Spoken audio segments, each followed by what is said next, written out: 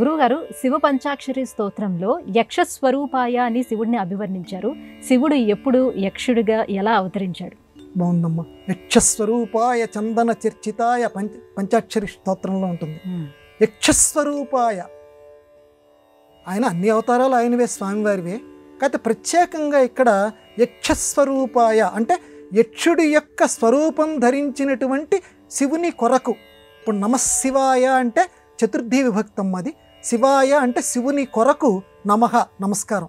అలాగే యక్షస్వరూపాయ యక్షుని రూపం ధరించిన శివుని కొరకు నమస్కారం. యక్షుడి రూపం ధరించడం ఏంటండి?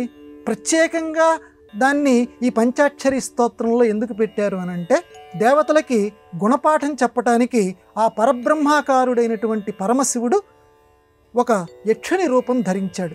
యక్షుని రూపం ధరించి వాళ్ళ ముందు నిలబడ్డాడు.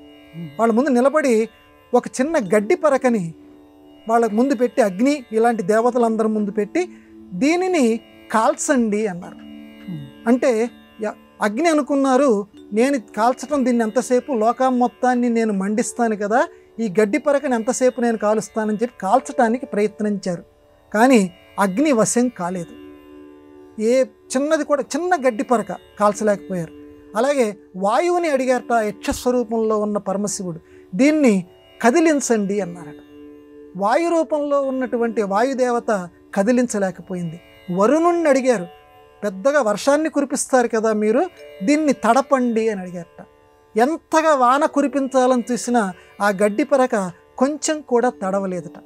అంటే వీళ్ళల్లో దేవతల్లో మేము గొప్ప అంటే మేము గొప్ప అనేటువంటి ఆధిక్య భావనలు వచ్చినప్పుడు ఆ పరబ్రహ్మస్వరూపమైనటువంటి ఆ శివుడు ఆ యక్షాకారంలో వారి ముందు ఆవిష్కరించబడి ఈ రకంగా గడ్డి పరకను చూపించి, కాబట్టి ఎవ్వరూ కూడా గొప్పవారు కారు, అందరూ సమానమే అనేటువంటి గుణపాఠం చెప్పటానికి గడ్డి పరకని అక్కడ పెట్టారట.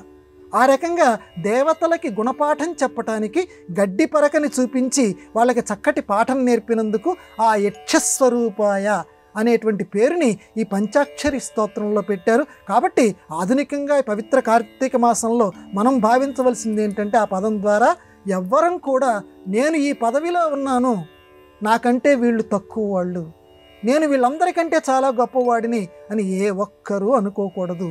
అందరూ సమానమే, మనందరికంటే అధికుడు ఒకే ఒక్కరు, ఆయనే పరమశివుడు అని ఈ కార్తీక మాసంలో మనం ఆ యక్షస్వరూపుడైనటువంటి శివుణ్ణి సంభావించుకుందాం. ఇదంతా కేనోపనిషత్తు అనేటువంటి ఉపనిషత్తులో ఉంది.